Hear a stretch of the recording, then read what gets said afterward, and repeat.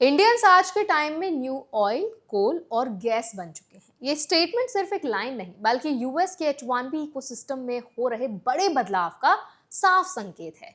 इसी के साथ $1 लाख की फीस, गिरती फाइलिंग्स और बढ़ते वेज रूल्स ने पूरी हायरिंग स्ट्रैटेजी को बदल दिया है। आज इस वीडियो में हम समझेंगे स्टेटमेंट क्यों दिया गया, H1B पर नई पॉलिसी क्या कहती है, फाइलिंग्स क्यों गिर रही हैं, वेज चेंजेस क्या इम्पैक्ट डाल सकते हैं और इंडियंस के लिए इसका रियल मतलब क्या निकलता है। तो चलिए फिर जल्दी से वीडियो को स्टार्ट करते हैं। हाय, मेरा नाम है वर्षा दुबे और आप मुझे देख रहे हैं एनबीटी टेक एड पर। सबसे पहले मेन अपडेट को समझते हैं। इमिग्रेशन एक्सपर्ट जेवियर फर्नांडिस ने साफ कहा कि आज के मॉडर्न इंडस्ट्री को चलाने के लिए जो ब्रेन पावर चाहिए उसमें इंडियन टैलेंट एक कोर रोल निभा रहा है। इसीलिए उन्होंने इंडियंस को न्यू ऑयल, कोल और गैस कहा। उनका मानना है कि पॉलिसी यूएस के लिए फायदेमंद कम और नुकसानदेह ज्यादा हो सकती है, क्योंकि अगर टैलेंट फ्लो कम होता है तो इनोवेशन भी इम्पैक्ट होगा। उन्होंने ये भी हाईलाइट किया कि इंडिया के सिटीज जैसे हैदराबाद टेक टैलेंट का बड़ा हब बन चुके हैं और कई ग्लोबल कंपनीज के सीईओज भी यहीं से आते हैं। यानी ये सिर्फ नंबर्स नहीं बल्कि क्वालिटी टैलेंट की बात है, जिसे रिप्लेस करना आसान नहीं है। लेकिन इस स्टेटमेंट के साथ ही कंट्रोवर्सी भी सामने आई। फॉक्स न्यूज की लॉरा इंग्राहम ने इस तरह की हायरिंग को इंडस्ट्रियल स्केल फ्रॉड बताया और कहा कि इससे यूएस वर्कर्स के जॉब्स और वेजेस पर असर पड़ता है। यानी H1B अब सिर्फ वीजा पॉलिसी नहीं बल्कि इकोनॉमिक और पॉलिटिकल डिबेट का हिस्सा बन चुका है। इस पूरे डिस्कशन में एक और इम्पॉर्टेंट पॉइंट सामने आया। खुद डोनाल्ड ट्रंप ने भी माना कि यूएस में कुछ स्पेसिफिक टैलेंट लोकली अवेलेबल नहीं है। उन्होंने साफ कहा कि सर्टेन स्किल्स के लिए बाहर से टैलेंट लाना जरूरी है। यानी डिमांड बनी हुई है लेकिन पॉलिसीज उस डिमांड को रेस्ट्रिक्ट कर रही हैं। अब आते हैं डेटा पर। US citizenship and immigration services के मुताबिक 2024 में 70% से ज्यादा H1B वीजाज होल्डर्स जो थे वो इंडिया से थे। इसका मतलब ये है कि किसी भी पॉलिसी चेंज का सबसे ज्यादा इंपैक्ट इंडियंस पर ही पड़ेगा और अभी वही होता दिख रहा है। यूएस डिपार्टमेंट ऑफ लेबर के डेटा के अनुसार $1 लाख की फीस लागू होने के बाद बड़ी टेक कंपनीज ने H1B फाइलिंग कम कर दी है। एप्पल, गूगल, मेटा और माइक्रोसॉफ्ट जैसी कंपनीज में सर्टिफाइड एप्लीकेशंस में गिरावट आई है।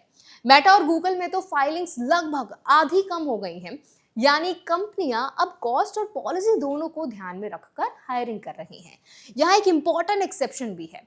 एनवीडिया ने इस ट्रेंड के विपरीत अपनी फाइलिंग्स बढ़ाई हैं। 2025 के फर्स्ट क्वार्टर में 369 से बढ़कर 2026 में 434 तक पहुंच गई हैं।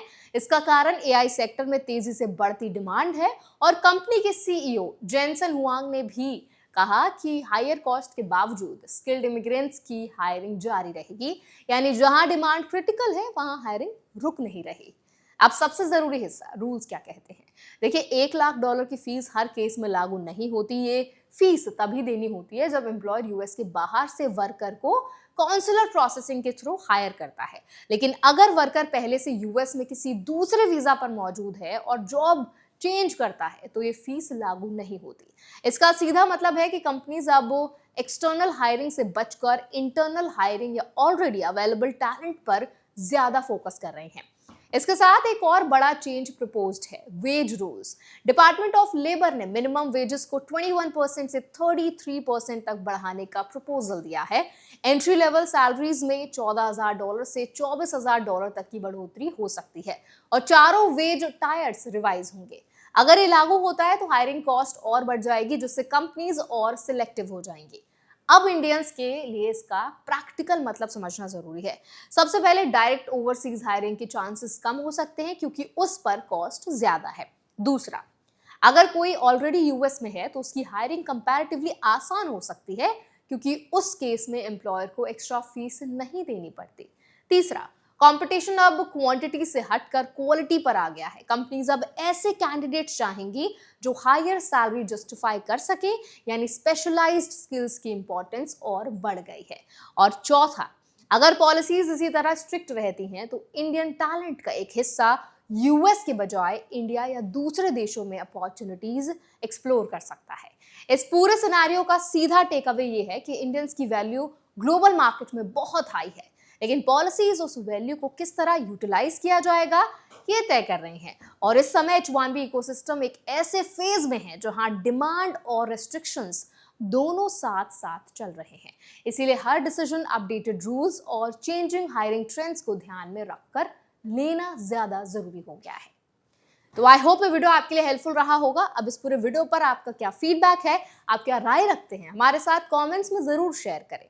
ऐसे और वीडियोस के लिए, अपडेट्स के लिए, इन्फॉर्मेशन के लिए हमारे चैनल NBT Tech Ed को भी जरूर सब्सक्राइब करें।